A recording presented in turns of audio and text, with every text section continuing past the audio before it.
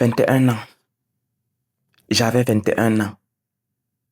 Oh oui, j'avais 21 ans. L'âge des rêves rapides. L'âge des rêves où l'on croit qu'un pacte aussi minime soit-il peut nous emmener quelque part. Alors laissez-moi vous dire que j'ai signé. J'ai signé sans pour autant lire les grands titres. J'ai signé sans pour autant lire les sous-titres. Je me suis contenté de la partie où il était écrit « L'argent et l'or vous appartiendront après la signature ». J'ai surtout signé parce que j'étais attiré par l'illusion d'une vie facile. Une vie où je ne suis pas obligé de me réveiller à 5 heures du matin pour me préparer et pour aller souffrir pendant 8 heures de temps et pour que dalle à la fin du mois. Laissez-moi vous dire que j'ai signé parce que j'étais attiré par les promesses brillantes, les sourires dorés et surtout les regards bien habillés. Le genre de regard qui te valide de la tête jusqu'aux pieds. Le genre de regard qui te dit « Vas-y bébé, t'as réussi ». Laissez-moi vous dire qu'après ce pacte, je suis entré dans un monde où le luxe servait de camouflage à l'horreur. Je suis entré dans un monde où les souris étaient des pièges. Je suis entré dans un monde où les longues robes cachaient d'énormes chaînes. Une fois encore, laissez-moi vous dire qu'après ce pacte, j'ai vu des choses que je n'oublierai jamais. J'ai vu des scènes qui s'impriment dans le sang, dans le corps et pas seulement dans les mémoires. Laissez-moi vous dire qu'à cause de ce pacte, j'ai laissé derrière des fragments de moi, des morceaux que je ne retrouverai jamais. Pas parce qu'ils sont perdus, bien sûr que non, mais tout simplement parce qu'ils ont été transformés. Et voilà qu'un jour, abracadabra, le miroir est apparu. Je ne vous parle pas d'un miroir pour se recoiffer, bien sûr que non. Je vous parle d'un miroir qui reflétait autre chose. Et là, j'ai compris.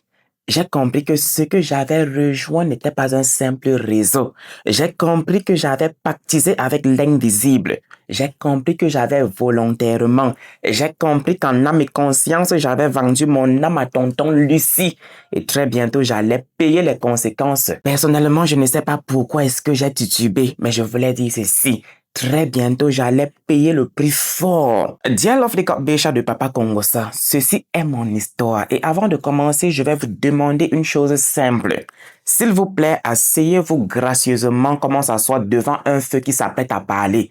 Parce que oui, l'histoire que je m'en viens vous raconter n'est pas juste une histoire. C'est une traversée entre pacte et silence, entre luxe et vertige, et entre moi et ce que j'ai laissé derrière moi. Oh my God. Oh my God. Oh my lovely godness. My dear lovely God Bécha, qu'est-ce que dear lovely God Bécha? Comment est-ce que vous allez? Bien, j'ose le croire, parce que de mon côté, c'est coussi comme ça.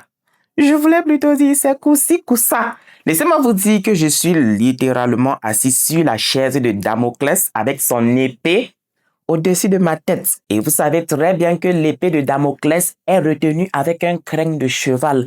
À la moindre inattention, maman, l'épée se coupe et ça tombe sur votre tête. Pour vous dire que ceux qui me suivent sur Instagram savent très bien que actuellement je suis entre l'école et le stage. Et aujourd'hui, c'est vendredi.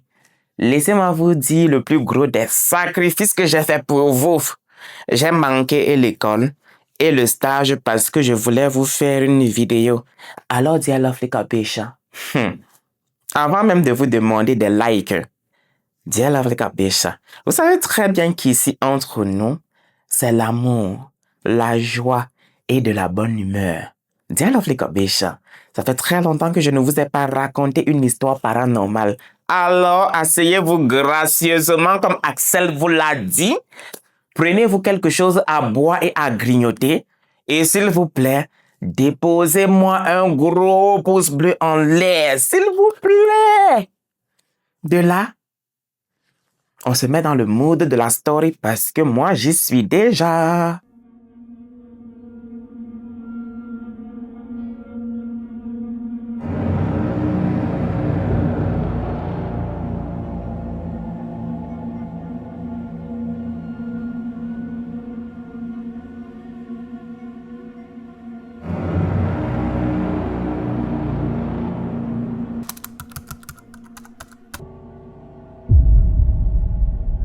Avant tout et contre tout, je suis Axel, je suis ivoirienne et je suis une femme de 31 ans aujourd'hui. Et ce que je m'en viens vous raconter, c'est ce qui se passe quand on vend un fragment de son âme. sans pour autant lire les toutes petites lignes de ce fragment-là. Avant que mon histoire ne commence, laissez-moi vous dire que j'étais maman. J'étais maman d'un magnifique petit garçon, un rayon de soleil dans mes bras, un battement de cœur en dehors de moi, et laissez-moi vous dire que je l'ai perdu. Je ne l'ai pas perdu à cause du destin, ce vieux coupable facile. Je ne l'ai non plus perdu à cause d'un accident, ce mot qui soulage très souvent les consciences. Je l'ai perdu à cause de moi. Je l'ai perdu à cause de mes choix. Je l'ai perdu à cause de mes actes, de ce que j'ai fait ou pas fait. Laissez-moi vous dire que cette vérité me ronge au plus profond de moi. Laissez-moi vous dire qu'elle ne crie pas. Elle chuchote à mon oreille. Elle ne frappe pas. Elle s'infiltre dans ma chair. Elle s'infiltre dans mon sang.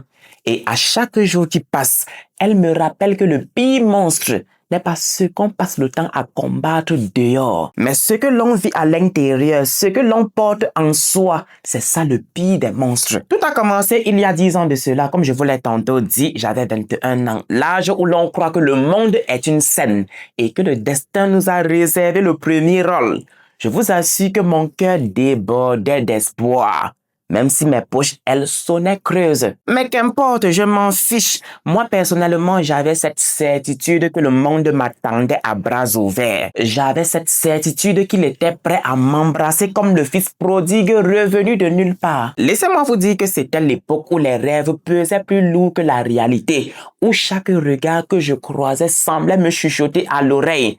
Tu es faite pour quelque chose de grand. Et moi, toute naïve mais brûlante d'espoir, je marchais vers l'inconnu, persuadé que le monde allait m'applaudir. Très franchement, quand j'y pense bien, c'était la belle époque. Je venais à peine de franchir les portes estudiantines, ce rite de passage qu'en Côte d'Ivoire on traverse en serrant les dents, en improvisant chaque jour comme si c'était le dernier, et en résistant à la famine, aux doutes, et surtout à l'oubli. Mais ce que personne ne m'a dit, ce que personne ne m'avait dit à ce moment-là, c'est que certaines portes ne mènent pas vers la lumière. Elles s'ouvrent directement vers des couloirs étroits, des choix flous et surtout sur des pactes silencieux. Et moi, tellement affamé de réussite, le ventre vide mais l'esprit en feu, j'ai avancé aveuglé par la nécessité et surtout aveuglé par l'urgence de m'en sortir. J'ai marché tout droit vers l'invisible. J'ai marché tout droit vers ce couloir étroit. J'ai marché tout droit vers ce choix flou,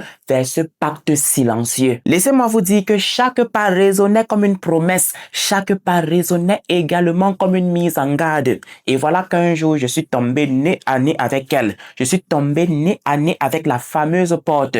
Ce n'était pas une porte ordinaire, bien sûr que non. Cette porte-là brillait beaucoup trop, comme si elle voulait qu'on la remarque. Comme si elle voulait qu'on l'ouvre sans réfléchir. Je vous assure qu'elle scintillait comme un mirage dans le désert. Je vous assure qu'elle savait très bien cacher ses épines comme une oasis. Elle brillait comme un piège déguisé en miracle. Et voilà que dans ma soif de réussite, le cœur battant comme un tambour de guerre, j'ai tendu la main et j'ai ouvert la fameuse porte en croyant naïvement qu'elle cachait une opportunité, qu'elle cachait une chance, qu'elle cachait un tournant. Et vous le savez, n'est-ce pas? Vous l'avez compris, n'est-ce pas? Moi, personnellement, à ce moment-là, je n'ai rien compris. Je vous assure que j'ai compris beaucoup trop tard qu'il ne s'agissait ni d'une opportunité, ni d'une chance, ni d'un tournant. J'ai compris beaucoup trop tard qu'il s'agissait d'une offrande, d'une soumission silencieuse, d'une signature invisible sur un pacte que je n'avais du tout pas lu les lignes, mais que mon âme avait déjà signé. Une fois de plus, je vous assure que derrière cette porte-là, il n'y avait pas de lumière. Bien sûr que non. Derrière cette porte-là, il y avait juste un couloir sans fin. Un couloir tapissé de murmures et de regrets. Et moi, pieds nus, j'ai continué à avancer en croyant encore que cela avait un sens. Et je peux vous l'assurer, dès l'instant où j'ai franchi la fameuse porte, quelque chose en moi s'est brisé. Et quand j'y pense bien, ce n'est pas moi qui ai franchi cette porte. C'est cette porte qui m'a littéralement aspiré. C'est elle qui s'est glissée en moi. Une fois encore, laissez-moi vous dire que cette fameuse porte-là m'a endetté. Le genre de dette que personne ne voit, mais que moi je ressens à chaque souffle, mais aussi à chaque frisson.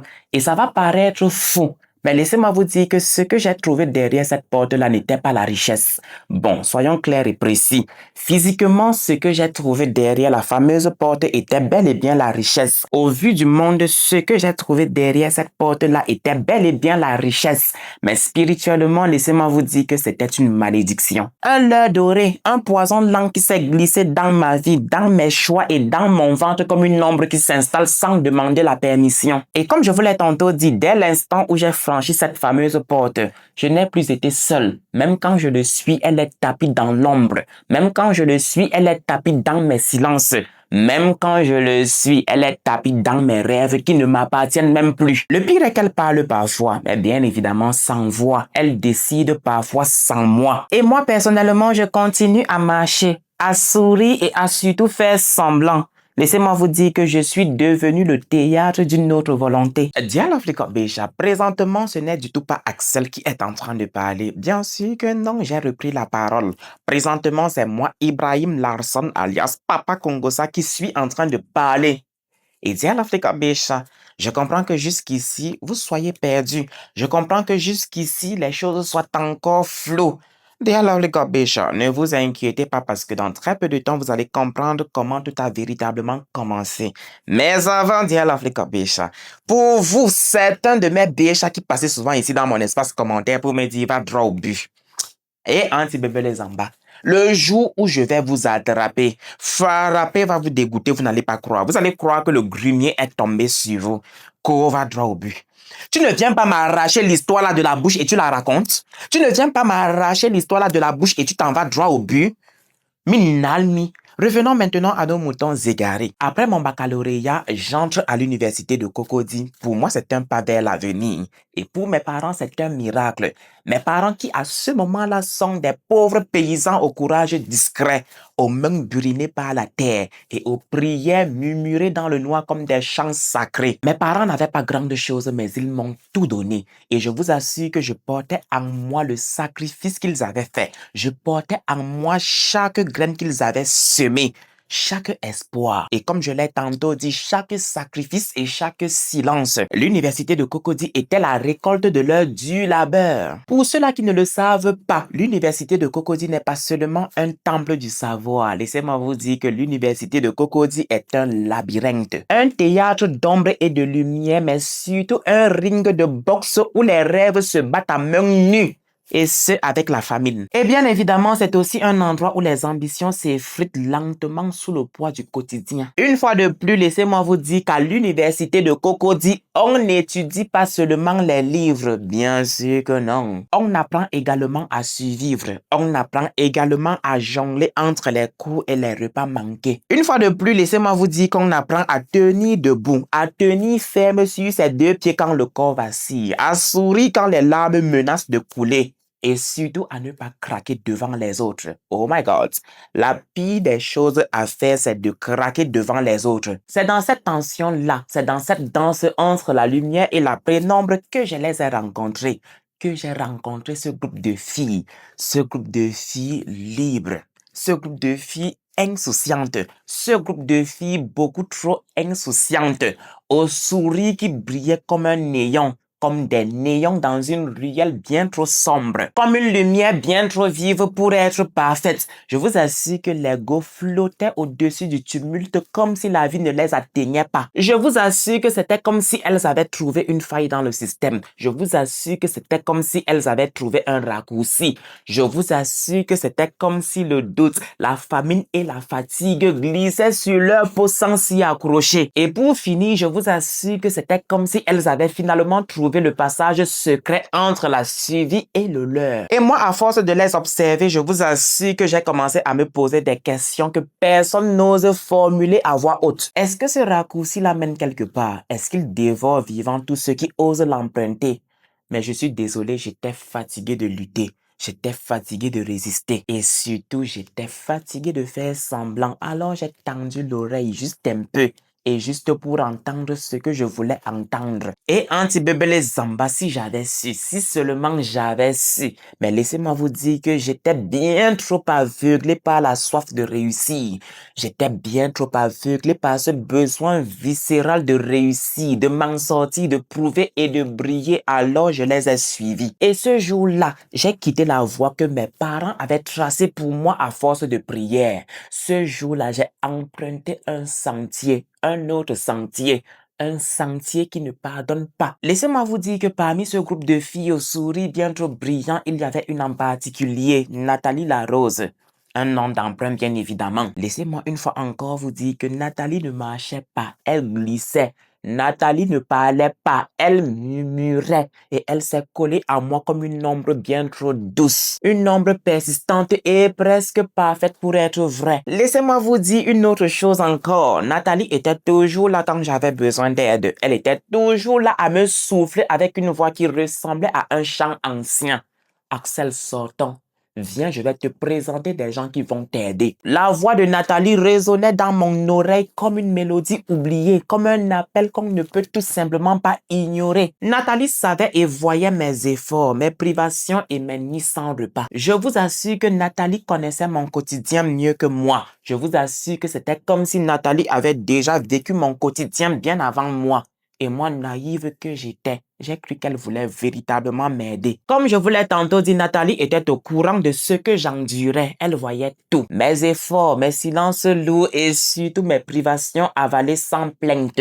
Laissez-moi vous dire que Nathalie lisait en moi comme un livre sans première découverture. Elle lisait en moi comme un journal intime laissé ouvert au vent. Dans mes yeux, Nathalie déchiffrait clairement ce que je n'osais même pas dire au monde. Et moi, dans mes baskets trouées, je me battais fièrement comme une agogie sans royaume. Je me battais fièrement comme une guerrière silencieuse dressée contre le vent sans armure et surtout sans renfort. Une fois de plus, laissez-moi vous dire que je me battais comme une guerrière qui avait pour bouclier un vieux sac troué. Laissez-moi vous dire que dans tout ça, j'avais encore des principes, même si mes principes étaient vendus en solde et Antibébélé Zamba. Mais jusque-là, je tenais, je résistais. Et je m'accrochais à mes convictions comme à une corde effilochée prête à rompre au moindre sursaut. Et très franchement, laissez-moi vous dire que cette corde-là avait vu des jours meilleurs. Laissez-moi vous dire que cette corde-là grinçait sous le poids de mes espoirs. Mais jusque-là, je m'y cramponnais parce que tenir reste très souvent la seule chose qu'il nous reste à faire. Mais chaque jour était une bataille invisible mais aussi intime. Let me tell you this. Personne, je dis bien personne, absolument personne ne voyait les cicatrices que je cachais sous mes sourires. Et ce peut-être parce que j'avais bien appris à maquiller la douleur comme une pro. Un peu de rouge à lèvres par ici, un faux sourire par là, et hop, on aurait dit que tout allait bien. Et hop, on aurait dit que je vivais comme Alice au pays des merveilles. Pourtant, à l'intérieur de moi, c'était le chaos. Pourtant, à l'intérieur de moi, c'était une guerre sans merci, une guerre sans drapeau de feu, une résistance sans hymne. Et je peux vous assurer une fois encore que la vie me bastonnait correctement et bien. Je peux vous assurer que la vie me bastonnait sans relâche. Et moi, je tenais encore et encore comme un mur fissuré qui refuse littéralement de s'effondrer. Et oui, j'étais debout comme le roc. J'étais debout comme le mur de Berlin. J'étais debout comme la muraille de Chine, imperturbable, comme je vous l'ai tantôt dit. Il est hors de question de craquer au milieu des autres. Hors de question, oh. Et personnellement, je ne suis pas là pour me justifier. Bien sûr que non, loin de là mon intention. Je ne suis non plus dans une plaidoirie, n'est-ce pas? Je suis là pour que vous puissiez comprendre combien ça peut être difficile de se battre contre le vide et ce avec des armes en carton. Et laissez-moi vous dire que dans cette noyade-là, il y avait toujours Nathalie Larose. Elle était toujours là prête à me tendre une perche et toujours prête à me murmurer à l'oreille. Axel, s'il te plaît, tiens bon. Axel, s'il te plaît, ne lâche pas. Axel, s'il te plaît, sortons, je vais te présenter des gens qui peuvent t'aider. Moi qui n'en pouvais plus, moi qui rêvais d'un souffle nouveau, moi qui rêvais simplement d'un répit. J'ai fini par écouter. Voilà comment tout a commencé. Voilà comment nous avons commencé des sorties par-ci et là.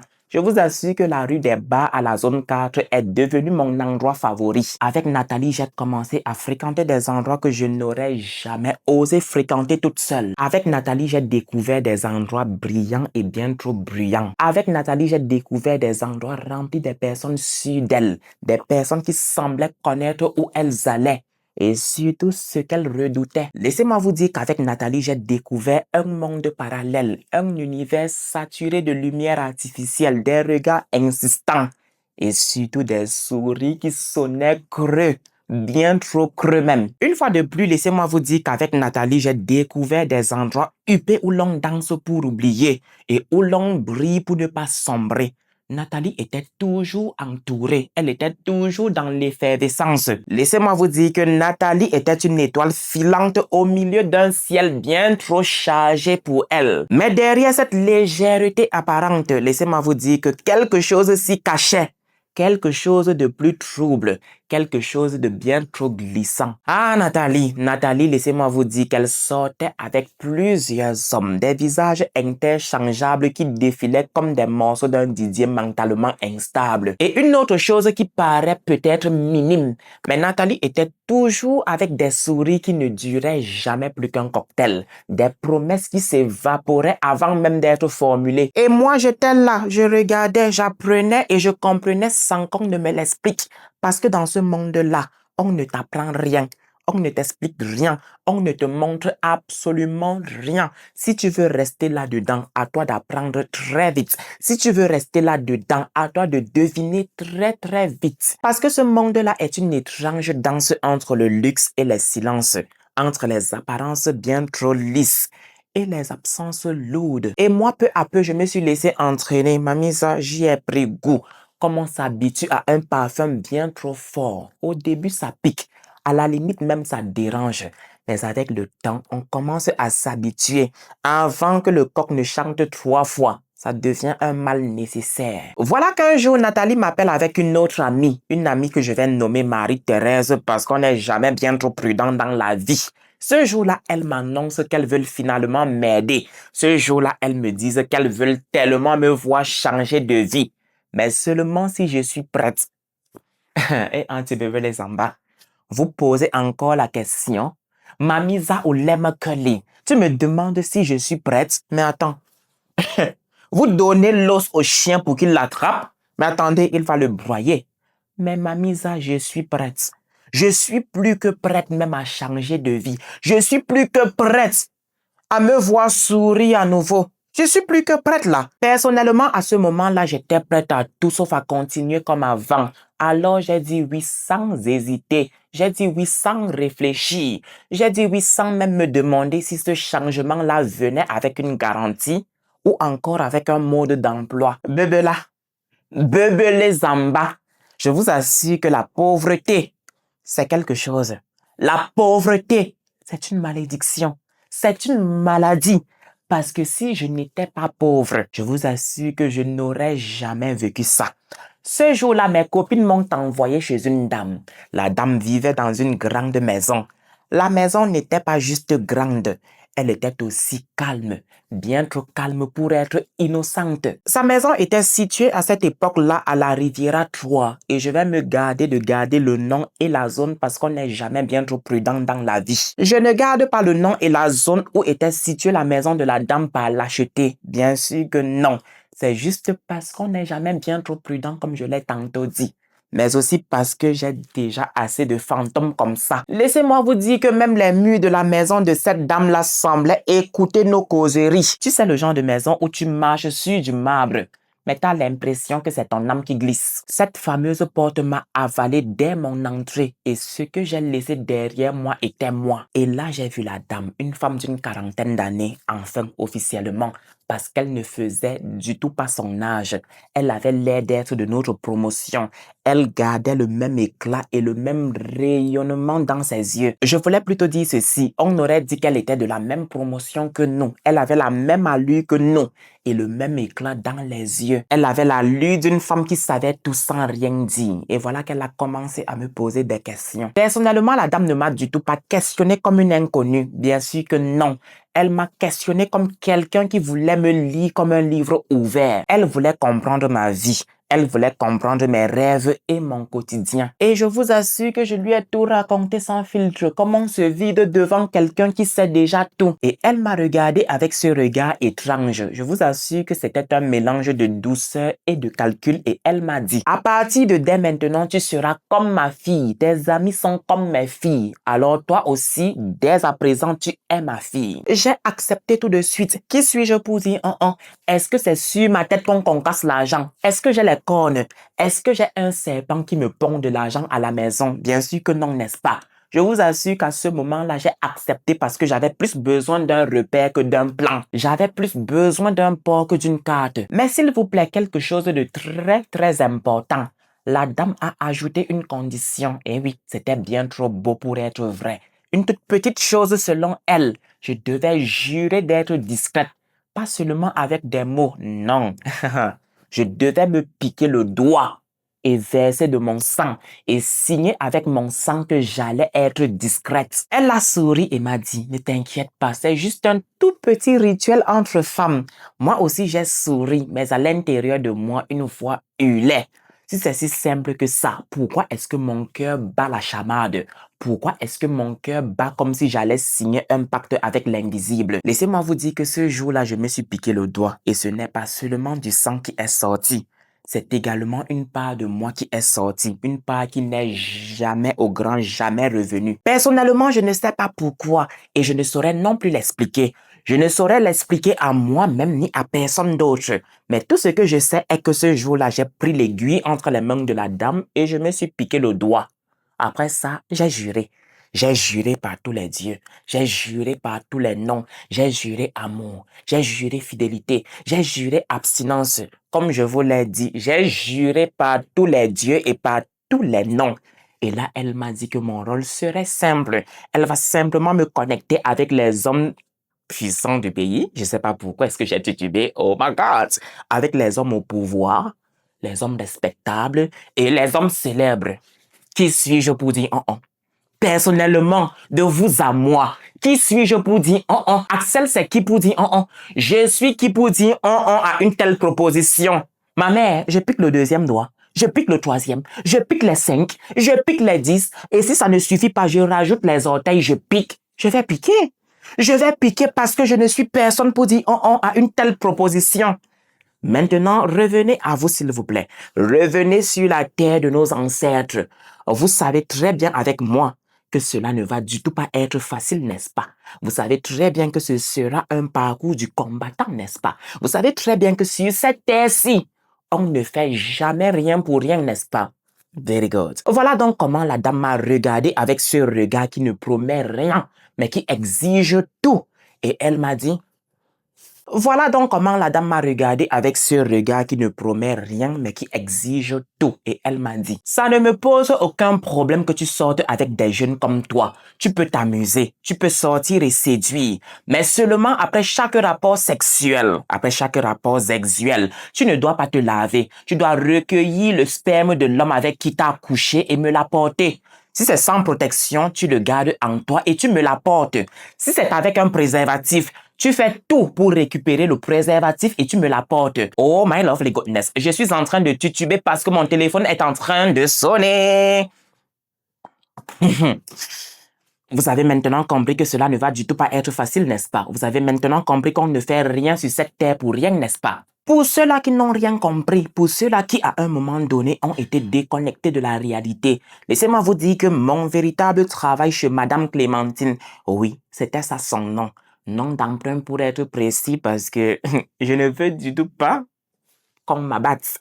Alors, dear lovely God Bêcha, je disais tantôt, mon véritable travail chez Madame Clémentine était de recueillir, stocker et livrer tous les spermes de tous les hommes qui allaient monter sur moi. Que tu sois jeune ou petit ou vieux, j'allais livrer ton sperme chez Madame Clémentine. Et surtout si c'est Madame Clémentine qui nous a connectés. Le désir était une marchandise pour Madame Clémentine. Et je vous jure que sur le coup, j'ai pas vu l'horreur. J'étais dans le besoin comme je vous l'ai tantôt dit. Et pour moi, c'était la simple règle à respecter. Et laissez-moi vous dire que ce jour, avant de quitter la maison de Madame Clémentine, elle m'a donné la faramineuse somme de 300 000 francs CFA. 300 000 francs CFA, s'il vous plaît. Une somme que je n'avais jamais vue de toute ma vie. Une somme que ma main n'avait jamais touchée. Ce jour, Madame Clémentine me l'a donné. Laissez-moi rajouter que ce jour-là, comme pour sceller le pacte, Madame Clémentine m'a offert un Android, un vrai téléphone avec écran tactile. Moi qui galérais avec mon Choronco, moi qui galérais encore avec mon Nokia Torche qui faisait encore bip bip, alors que pendant ce temps, mes copines exhibaient leur dernier iPhone, exhibaient leur Android dernier cri. Et moi, tout émerveillé, j'ai souri. Pas parce que j'étais heureuse, bien sûr que non, mais tout simplement parce que dans ma tête, je me suis dit, baby, you make it. Je venais à peine de franchir une nouvelle étape de ma vie. Baby, qui te peut encore maintenant. Tu as 300 000 francs CFA et un téléphone Android, un putain de téléphone écran tactile. Laissez-moi vous dire que c'est comme ça que le travail a commencé pour moi. Laissez-moi vous dire que c'est comme ça que les choses ont commencé à changer pour moi. Bah tiens, je ne me suis pas réveillé un matin comme ça et je me suis dit, tiens, et si aujourd'hui je devenais une autre personne? Bien sûr que non. Le changement est venu doucement. La transformation est venue tout doucement mais drastique. Elle est venue comme une douce pluie. Vous voyez le genre de pluie qui vient comme pour te baisser, mais qui finit par creuser la pierre. C'est comme ça que mon changement est venu. Et là, abracadabra, je me suis mise à parler fort. Quand j'arrivais quelque part, il fallait qu'on sache que je suis là. Je me suis mise à marcher comme si le sol m'appartenait. Oui, j'ai longtemps pleuré. Maintenant, je dois t'écraser comme si tu m'appartiens, d'accord? J'ai commencé à rire comme si je n'avais jamais pleuré. Et pour couronner le tout, maman, je suis devenue effrontée et très arrogante. Tu me pouvais? La nouvelle patronne était là. La nouvelle patronne était dans la ville et elle était là pour régner. Je circulais dans le monde de la vie comme si j'y avais toujours appartenu. Je circulais dans le monde de la nuit comme si j'y avais toujours appartenu. Tu me peux? Vous voyez le genre de personne que quand l'argent surprend, l'argent m'avait surpris. Je m'affichais, je me montrais comme si le regard des autres pouvait me valider. Et personnellement, je ne peux du tout pas vous dire avec combien d'hommes j'ai couché. Personnellement, je ne peux du tout pas vous dire c'est quoi mon body count. Pas parce que je ne comptais pas, mais tout simplement parce que très rapidement, les visages ont commencé à trop vite changer. J'ose croire que j'ai bien articulé parce que, by the way, laissez-moi vous dire que le carnet d'adresse de Madame Clémentine était comme la Bible. Dans son carnet d'adresse, il y avait des noms qui faisaient trembler des murs. Des artistes en ascension, des hommes politiques bien installés, des chefs d'entreprise et j'en passe, on avait de tout. Laissez-moi une fois encore vous dire que le téléphone de Madame Clémentine vibrait comme un centre de commandement. Elle ne priait pas ses contacts. Elle ne suppliait pas ses contacts. Il suffisait qu'elle claque des doigts et ils accouraient. Et maintenant, nous, ces filles, on était l'offrande. Chaque nom que Madame Clémentine me soufflait était une mission, une cible, une transaction sans reçu. Elle ne me demandait pas si j'étais prête. Bien sûr que non. Elle me disait, ce soir, c'est un tel. Et moi, je m'exécutais. Et bien sûr que je lui ramenais toujours son petit paquet. Je vous l'ai dit, le désir était un commerce pour Madame Clémentine. Mais au milieu de tout ça, il a fait son apparition. Il était là. Hakim était là. Mon Dieu, beau comme un dieu, intelligent comme une nia. Et surtout croyant, très croyant. Hakim priait beaucoup. Où est-ce que j'avais la tête? J'ai oublié de vous dire qu'il était brillant comme une étoile qui refuse de tomber. Oh my lovely goodness, ce bel étalon. Oui, bel étalon. Je dis bien bel étalon. Avec cette noblesse tranquille, cette lumière qu'on ne trouve ni en boîte de nuit, ni dans les carnets d'adresse. On s'est rencontrés au campus et je vous assure que c'était tout de suite le coup de foudre. Il m'aimait beaucoup. Il m'aimait vraiment et moi aussi je l'aimais. Et personnellement, à y penser, je pense qu'il savait. Je pense qu'il voyait. Je pense qu'il devinait les choses que je voulais à tout prix caché au monde. Mais lui, laissez-moi vous dire qu'il croyait en moi. Et surtout, il ne m'a jamais jugé. Il ne m'a jamais sermonné. Il ne m'a jamais supplié de changer. Il ne m'a jamais supplié de devenir celle que je n'étais pas. Il a tout simplement cru en moi. Il a compris que j'étais une fleur qui avait poussé dans la mauvaise terre. Mais un jour, doucement, sans colère, il m'a dit, Axel, je veux qu'on arrête tout. Je veux rompre. Et moi, je vous assure que j'en ai souffert. Pas parce qu'il m'a quitté, mais tout simplement parce qu'il m'a quitté sans me juger. Et c'est ça qui est le plus douloureux. C'est quand vous voyez quelqu'un qui vous aime plus que tout prendre des distances avec vous sans vous condamner. Hakim, c'était mon rappel, mon miroir, c'était mon dernier lien avec une version de moi-même que j'avais presque oubliée. Laissez-moi vous dire qu'après la rupture avec Hakim, j'ai continué mon sombre travail avec mes copines. Hakim, de son côté, m'évitait comme la peste. Il ne voulait plus rien avoir à faire avec moi. Et moi, de mon côté, je vous assure que je souffrais. Je pensais tout le temps à lui. Je me disais, qu'est-ce que je voulais dire quoi? Ah oui, je me souviens. Je me disais qu'est-ce que ma vie aurait été avec lui. Je me disais qu'est-ce que ma vie aurait été à ses côtés. Je vous assure que Hakim revenait tout le temps dans ma tête comme une chanson qui revient sans prévenir, même quand on a coupé le son. Nous arrivons finalement au fameux jour, puis un soir, puis une nuit, puis un vendredi soir. Madame Clémentine a demandé à nous rencontrer. Quand nous sommes arrivés chez elle, elle nous a tout simplement demandé de la rejoindre dans sa chambre. Au bon milieu de la chambre de Madame Clémentine, il y avait un immense miroir noir, un noir profond, un noir comme une présence. Et j'en suis sûre et certaine, ce miroir avait la bouche et sa bouche était ouverte. Je voulais plutôt dire ceci, je suis sûre et certaine que ce miroir avait une bouche et la bouche de ce miroir était grande ouverte. Une fois de plus, je vous assure que j'ai jamais vu un miroir aussi immense. Et autour de ce miroir, il y avait tellement de bougies. Il y avait des bougies rouges, des bougies blanches. Elles étaient si nombreuses que je n'ai même pas pu les compter. Même l'air semblait retenir son souffle dans la chambre de Madame Clémentine, comme s'il savait que quelque chose allait se produire. Dans la chambre, Madame Clémentine était tout en blanc, un blanc profond. Est-ce que c'est un blanc profond?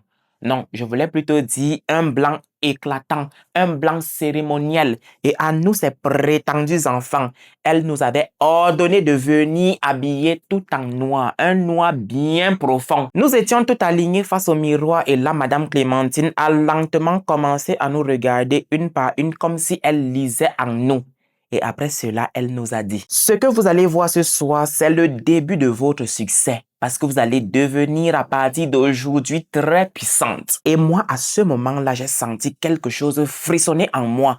Ce n'était pas encore la peur.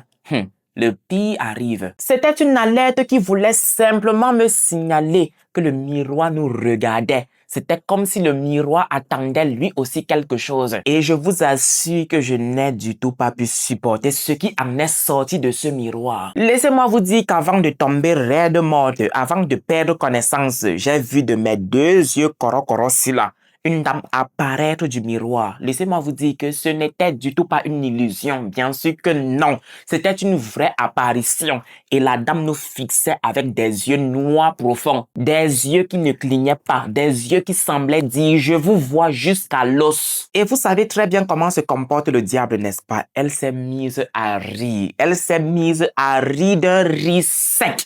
Un rire très effrayant. Ce rire-là, c'était la chose de trop. Il ne fallait pas rire. Tes yeux déjà, ça passe. Mais le rire que tu as rajouté dessus, maman, je ne suis plus là. Voilà comment je suis tombée raide morte. Voilà comment j'ai perdu connaissance. Je vous assure que je suis tombée comme du n'importe quoi. Et quand je me suis réveillée, il faisait jour et j'étais couchée sur le sofa au salon. Comme si de rien n'était. Comme si j'avais juste fait un mauvais rêve. Madame Clémentine, tranquille et posée, m'a appelé et m'a demandé si j'allais mieux. Donc finalement, ce n'est pas un rêve. Finalement, quelque chose s'est passé. OK. Puis elle m'a dit, il faut absolument que tu gardes ce secret. Il faut également t'y habituer parce que bientôt tu devras parler avec elle, avec la dame du miroir. Ça faisait 2 ans jour pour jour que je travaillais pour Madame Clémentine. Ça faisait 2 longues années que je recueillais, que je stockais et que je lui livrais tous les spermes de tous les hommes qui montaient sur moi. À l'exception du sperme d'Hakim, je ne lui avais jamais, mais au grand jamais, livré le sperme d'Hakim parce que j'aimais Hakim éperdument. Laissez-moi vous dire que ce jour-là, après le miroir, après la chute et après l'étrange consigne de tu vas devoir parler avec elle, j'ai su que je ne pouvais plus continuer. J'ai su que ce jour-là était la fin pour moi. Ce jour-là, j'ai pris mon téléphone. J'ai lancé le numéro d'Hakim en priant qu'il réponde, mais il n'a pas répondu. Alors, j'ai marché jusqu'au campus. Je l'ai attendu comme une vieille chanson qui espère qu'on la rejoue. Quand je l'ai vu, j'ai couru vers lui, mais il m'a repoussé. Il a voulu s'éloigner de moi en courant et moi, je lui ai dit, Hakim, s'il te plaît, je veux changer. Je ne sais pas comment, mais je veux que tu m'aides. Il s'est retourné, il a soupiré. Un soupir long et profond. Un soupir qui contient toute la fatigue du monde. Puis il m'a pris par la main et nous sommes allés chez lui. Et je vous assure que pour la première fois depuis longtemps, j'ai respiré. J'ai vraiment respiré. Oh my God. Oh my God. Oh my lovely goodness. My dear lovely God, Bécha, je suis fatigué. Je suis plus que fatigué. Mais je me dois de terminer l'histoire. Vous savez quoi? J'ai raté l'école. J'ai raté le stage. Et je ne dois pas du tout mettre une pause à l'histoire. Je me dois de la terminer. Alors, s'il vous plaît, pour ce sacrifice, les likes, les likes, les likes, beaucoup de likes. Et s'il vous plaît, allez vous abonner à mon compte Instagram. C'est quoi cette différence d'écart? C'est quoi ce nombre-là? Je suis quand même Papa Congosa, n'est-ce pas? Quand je ne suis pas ici, je suis là-bas. Dis à l'Afrique Pécha, même si je suis fatigué comme pas possible, revenons à nos moutons égarés, n'est-ce pas? Laissez-moi vous dire qu'à l'appartement d'Hakim, j'ai fondu en larmes. J'ai pleuré comme jamais je n'avais pleuré auparavant. Et une seule phrase tournait en boucle dans ma tête. Je veux tout arrêter. Je veux changer. Et ce soir-là, j'ai parlé, pas avec des excuses, juste avec des vérités. J'ai tout raconté à Hakim. Je vous assure que mon cœur était en miettes. Je lui ai parlé de Madame Clémentine. Je lui ai parlé de ce que je faisais pour elle. Je lui ai parlé du miroir. Je lui ai parlé de la dame qui en est sortie. Et je lui ai parlé du moment où je suis tombée comme du n'importe quoi. Ce soir-là, j'ai vidé mon sac. J'ai vidé ce sac bien trop lourd, morceau par morceau, en espérant qu'il reste à mes côtés pour me dire que tout ira bien. Et je vous assure que c'est ce qu'il s'est passé. Hakim est resté à mes côtés. Il m'a écouté sans m'interrompre. Il m'a écouté sans même me juger. Et après ma confession, il est resté silencieux. Pas un silence vide, mais un silence qui réfléchit.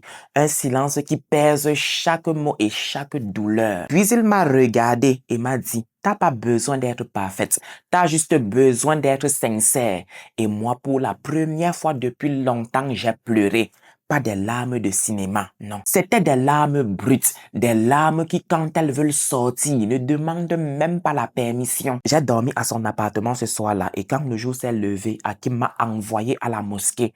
Pas pour m'islamiser, bien sûr que non. C'était plutôt pour purifier mon âme, pour purifier mon esprit et pour purifier mon corps, mais aussi pour que ses pères trouvent une solution rapide à mon problème. Une solution du genre livraison express avant que le miroir ne réclame un supplément. Pendant que ses pères, pendant que les imams de sa mosquée cherchaient des solutions rapides à mon problème, Hakim m'a prise à part et m'a dit, ma chérie, tu ne peux plus rester dans ce pays, sinon ce pacte-là va te manger vivante. Et il avait raison.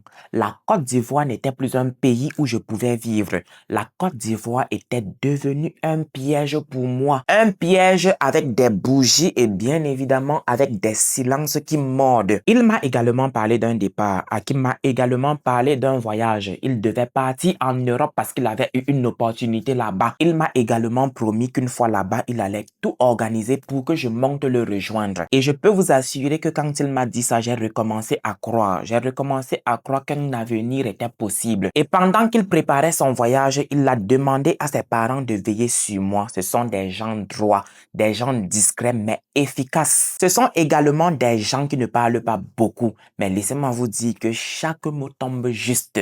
Laissez-moi vous dire qu'ils ont appris à me faire confiance.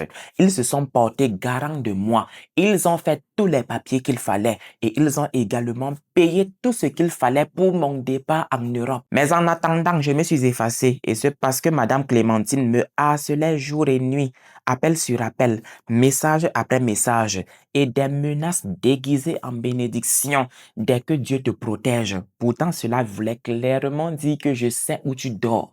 Et le moment venu, nous allons frapper très fort. Laissez-moi vous dire qu'à cause de ça, j'ai dû changer de numéro de téléphone. J'ai dû changer de routine. J'ai presque changé de peau. Et les imams qui étaient chargés de ma délivrance m'ont lavé avec de l'eau coranique pour me rendre invisible à moi-même, mais aussi pour me rendre invisible dans le plan d'action de mes ennemis. De mes ennemis tout autant pour moi. Je ne sortais plus et même si je le faisais, c'était uniquement pour aller à la mosquée. Je dormais très peu. Je passais beaucoup de temps à prier et à me demander si le miroir n'allait pas revenir. Une fois de plus, laissez-moi vous dire que cette routine, c'est-à-dire prière, soupir et silence, était devenue mon habitude jusqu'à ce que mon visa sorte. Et l'année suivante, j'ai retrouvé Hakim dans ce nouveau pays, dans ce nouveau continent où j'ai respiré à plein poumon, où j'ai respiré avec mon cœur, avec ma peau et mes sentiments. Je vous assure que là-bas, j'ai connu autre chose que le dégoût, la peur et la tristesse. Là-bas, j'ai connu l'amour, le vrai, le simple, le genre d'amour qui ne demande du tout pas des livraisons spermatiques, le genre d'amour qui n'exige pas de signer un pacte, le genre d'amour qui n'exige pas qu'on allume une bougie. Avec mon bel étalon, j'ai pleinement vécu. Et je suis tombée enceinte. Et voilà que 9 mois plus tard, j'ai donné naissance à un mignon petit garçon que nous avons aimé de tout notre cœur. Et là, pour un court instant, j'ai cru que le miroir m'avait oublié.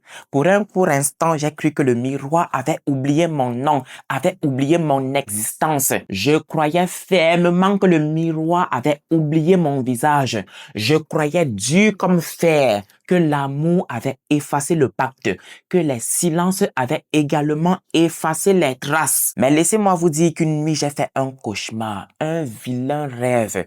Et dans ce rêve-là, dans ce vilain cauchemar, elle était là. La dame du miroir était là. Elle est entrée dans mon rêve au moment où j'avais mon fils dans mes bras. Et avant que le coq ne chante 3 fois sans que je ne m'en rende compte, sans crier garde, la dame du miroir m'a arraché mon bébé des bras et elle l'est retournée dans le miroir. Je vous assure qu'elle me l'a arraché avec une violence froide, avec une brutalité qui ne négocie pas. Et comme je vous l'ai tantôt dit, après m'avoir arraché entre les bras mon bébé, la dame du miroir est repartie. Elle est retournée dans le miroir avec mon fils. Quand on s'est réveillé le matin, je vous assure que le choc était immense.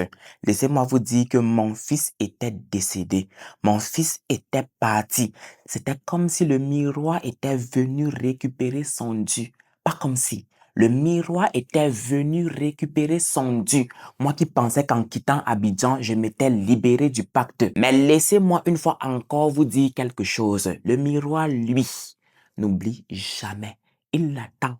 Et le moment venu, il frappe très très fort. Il récupère son dû. Laissez-moi vous dire ceci. Cette épreuve a été pénible pour nous. On est passé par des moments troubles. On est passé par des silences qui ne disent pas son nom. Je vous assure, on est passé par des douleurs qui ne se racontent pas. Hakim et moi, on a failli se séparer. Pas par manque d'amour, mais tout simplement parce que parfois le chagrin parle plus fort que les promesses. Laissez-moi vous dire que je suis au jour d'aujourd'hui musulmane grâce à mon mari. Parce que oui, on s'est officiellement dit oui devant Dieu et devant les hommes. Et je vous assure que cet homme-là m'a soutenu, m'a porté et m'a aimé pendant mes pires moments. Nous avons tout construit ensemble. Quand je dis tout, je parle de ce qu'on ne voit pas. Je parle de la paix intérieure. Je parle des nuits sans cauchemar. Je parle des nuits sans miroir. Je parle des journées entières sans miroir. Une fois de plus, laissez-moi vous dire que Hakim a réussi à me donner de l'amour. Pas un amour de vitrine, mais un amour qui résiste quand tout veut s'effondrer. C'est vrai, ça n'a toujours pas été facile entre lui et moi. Mais laissez-moi vous dire qu'actuellement, tout va bien. Tout va comme sur des roulettes. Laissez-moi maintenant vous apprendre quelque chose. Je suis de nouveau enceinte. Je suis à 8 mois de grossesse et ne vous inquiétez pas, la prière est désormais mon bouclier. J'ai fait de Dieu mon marchepied. Non. Est-ce qu'on peut faire de Dieu son marchepied? Ibrahim, il ne faut du tout pas blasphémer dans cette histoire. Oh. Je voulais plutôt dire ceci. J'ai fait de Dieu mon bouclier. Mon mari et moi prions et méditons très souvent dans la nuit. On ne prie pas pour demander, bien sûr que non. On prie pour simplement exister. Et je vous assure que je remercie énormément mon Dieu. Parce que grâce à lui, j'ai complètement changé de vie. Je suis passé de l'ombre à la lumière. Je suis passé du pacte au pardon. Je suis passé du miroir à la foi. Très personnellement, est-ce que je peux vous donner des nouvelles de mes copines? Bien sûr que oui. Parce que très personnellement, c'est grâce à elles que j'ai connu ce chemin. C'est à cause d'elles que j'ai été introduit dans ça. Alors, laissez-moi vous donner des nouvelles. Un jour, alors que je suis en train de dormir paisiblement, je fais un cauchemar limpide et tranchant. Dans mon cauchemar, la dame du miroir est en train de pourchasser Nathalie Larose. Et quand elle l'a attrapée, quand elle l'a rattrapée, elle l'a attirée vers elle dans le miroir. Comme si elle voulait lui dire, maintenant c'est ton tour. Laissez-moi vous dire que le jour qui a suivi mon rêve, le jour qui a suivi mon cauchemar, laissez-moi vous dire qu'une amie de la fac, une amie qu'on avait en commun, que Nathalie Larose, Marie-Thérèse et moi avions en commun, mais qui ne marchait pas avec nous, m'a retrouvé sur Facebook, m'a envoyé une invitation et dès que j'ai accepté son invitation, elle m'a annoncé une nouvelle que mon cœur n'était pas prêt à supporter. Elle m'a annoncé que Nathalie Larose était décédée d'un arrêt cardiaque brutal et que Marie-Thérèse était devenue folle. Ce jour-là, j'ai compris dans le plus grand des regrets qu'on ne peut fuir un pacte. Ce jour-là, j'ai compris dans le plus grand des regrets qu'on peut changer de ville, qu'on peut changer de nom, qu'on peut changer de foi. Mais que le pacte lui aussi sait courir et parfois il court plus que nous. J'ai également compris que la vie ne tient qu'à un fil et que ce fil surabidant est très souvent invisible. Je suis vraiment dans le regret de vous annoncer que beaucoup rigolent quand on parle de ça. Ils disent que ce sont des histoires de femmes, des histoires de maquis. Mais laissez-moi vous dire que c'est très sérieux. Vous n'allez peut-être pas le croire, mais laissez-moi vous dire que beaucoup sur Abidjan vivant dans l'insolence du luxe et cela sans activité apparente sont dans des faux trucs. Je vous assure que le diable m'a donné beaucoup d'argent, mais laissez-moi une fois de plus vous dire que ce n'était qu'une illusion. Et Dieu, dans son immense bonté, m'a sauvé. Dear Lovely God Besha, une fois de plus, je ne vais jamais cesser vous le dire. Le diable est un menteur. Le diable va te donner une miette de pain et il va te réclamer toute une boulangerie. Et si par mégarde, tu traînes à lui donner sa boulangerie, je t'assure que tu vas payer de cela par ta tête. Tu vas payer de cela par des conséquences très très lourdes. Dear Lovely God Besha, comme je vous l'ai tantôt dit, c'est tout pour cette histoire. Si tu es resté jusqu'ici, s'il te plaît, mets en commentaire. Qu'est-ce qu'on peut mettre en commentaire? Oui. Miroir. Dear Lovely God Besha, de là, on se reprend à très bientôt. May God bless you, kids. Mais avant, Dear Lovely God Besha, ne faites jamais confiance en qui que ce soit. Gardez toujours vos gros yeux grands ouverts, car c'est votre propre orteil-ci qui joue aux innocents. C'est votre propre orteil-ci qui joue aux innocents, qui finira un jour par vous trahir, qui finira un jour par percer votre chaussure. Mais vraiment, on a beaucoup souffrance. On a beaucoup eu la tort. On est souffert. On est tellement souffert maintenant. La confiance n'exclut pas la méfiance. Mais vraiment, on a beaucoup souffrance. On a beaucoup eu la tort. On est souffert. On est tellement souffert maintenant.